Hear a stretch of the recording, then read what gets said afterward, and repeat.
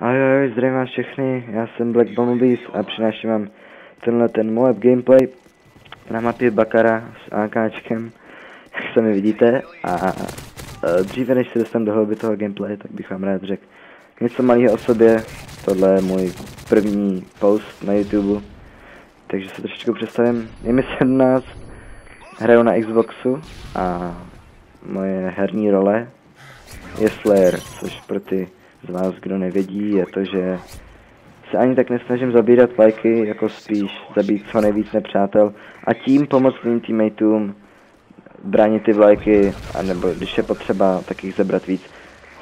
No, můžete teda tady v tom gameplay vidět, že se to trochu seká a občas to vypadá, že kulky se pojejí na nepřátele, když přitom do nich nestřílím, jak to tam bylo vidět. No a to je tím, že to teda nahrávám z theater modu, takže je tam trochu to zpoždění, to si se omlouvám, ale je to tak, jak to je. No, můj setup v tomhle videu je AK-47 s Extended Max a silencerem. Když máte specialistu, tak není důvod mít jakoukoliv jinou proficiency než 2 attachmenty, protože všechno ostatní dostanete z specialist bonus, takže vždycky, když mám specialistu, tak vždycky mám 2 attachmenty, pokud jsem už odepknul na svoji zbraň. No, moje perky jsou Slay of Hand, jako modrý, červený Assassin a třetí žlutý je Stalker. Myslím, že ty 2 první, to chápete proč jsou, a ten třetí Stalker, já mám strašně rád, protože to strafování vám opravdu strašně moc pomůže při gunfightech, které jsou 1v1 a jsou vyrovnaný, když prostě se oba dva na sebe koukáte. Takže ten Stalker vám pomůže teda se pohybovat rychlejci a přitom i mířit, takže můžete zabít toho nepřátele rychlejc a máte jistou výhodu. No, jako svůj první perk odemknu Quick Draw, kvůli tomu, že rychlejc zamířím a jsem schopen tedy jsem schopen začít střílet na svého nepřátele dřív než on, protože já už mám zamířeno, on třeba ještě ne, protože nemá quick draw a to mi zase pomáhá vyhrávat gunfighty.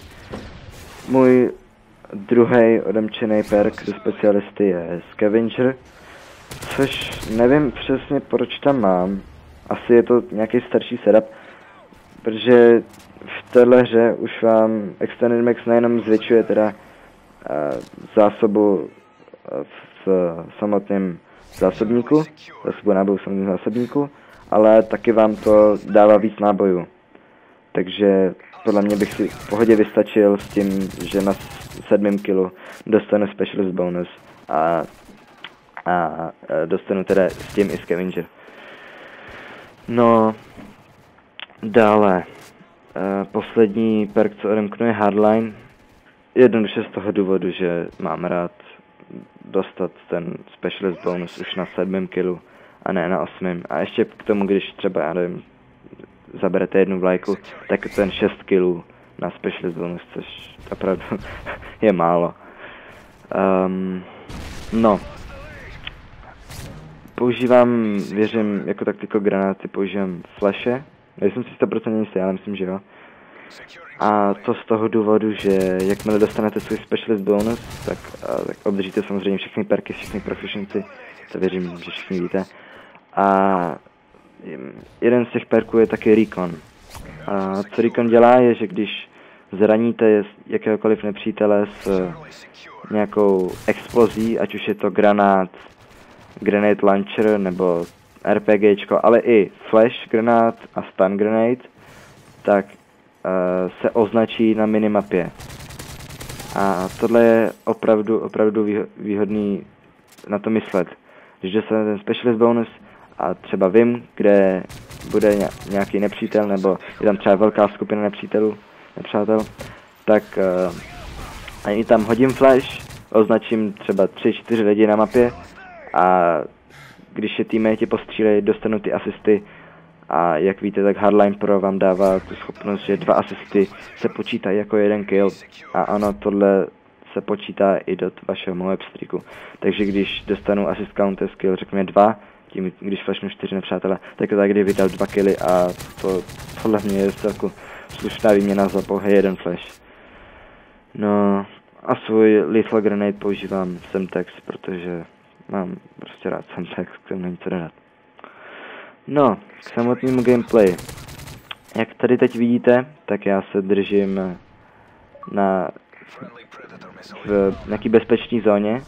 Snažím se předpovídat, kde budou nepřátelé. A hraju hodně opatrně a defenzivně, abych vám tady ukázal, jak jednoduchý je dát Moab, když budete dávat pozor. Nenecháte se obejít, nenecháte se zastřelit zezadu. A proto je hodně důležitý se naučit mapy. Znát, kudy lidi rádi chodějí, kde jsou spawn pointy, kde se spawnujou.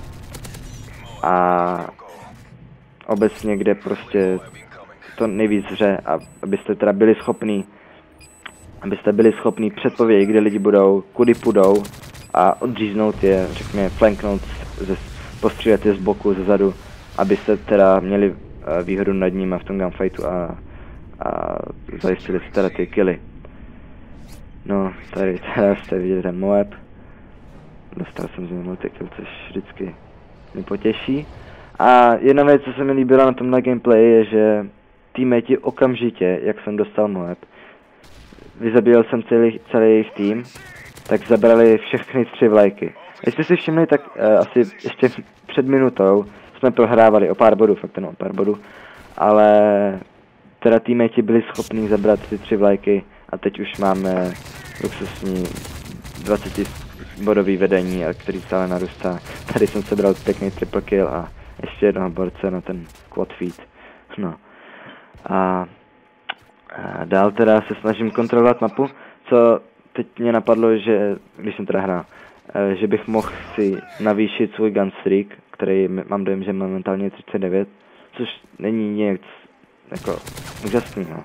Znám lidi, co mají 50-60, ale napadlo mě, že když už jsem došel takhle daleko, tak proč se nepokusit si zvýšit teda ten svůj gunstreak. No. Dál teda sbírám pár jednoduchých killů. Vidíte, tady krásně jsem předpověděl, že tam půjdou. Viděl jsem, kde se spawnou. Viděl jsem přesně, že se spawnou na C, protože jsem si všiml na minimapě. To je základ každého dobrý hráče, minimapa. Bez ní jste absolutně v hajzlu. Musíte prostě na ní koukat. Já na minimapu koukám 60-70% svého času. Protože opravdu je to strašně důležitý uvědomit si, kde jsou vaši teammates, tak tam pravděpodobně nebudou nepřátelé. Takže to vám hodně pomůže flanknout je, postřelit je zezadu a rychle si nazbíráte ty jednoduchý killy, jako jsem to tam udělal na Bčku. No bohužel jsem tam umřel, jak jste viděli, mě zabil sniper. Myslím si, že tam trochu roli hrála luck compensation, což jestli víte co je, tak no prostě ta kulka, když to tak řeknu, tak zahnula za roh. Samozřejmě ne doslova, ale díky lagu to tak vypadá, že já už jsem byl za rohem, i přitom ten sniper mě stále zabil. No. No to se stává a musím s tím žít. No. A hra teda už brzo končí. A na závěr bychom chtěl říct, že můžete ode mě očekávat hry podobné jako tohle, což znamená hodně killů, nějaký Moaby, mám jich spousta nahraných, takže o ně není nouze. Takže Moaby, vysoký gunstreaky, budu se snažit překonat svůj rekord. A tak obecně budu vám pomáhat, jak dávat ty Moaby, protože to je podle mě jedna z věcí, co lidi mají nejradši na Modern Warfare 3. No, ale gameplay už teda nám pomalu končí. Takže já bych vám chtěl poděkovat, že jste se koukali a ať vás provází síla.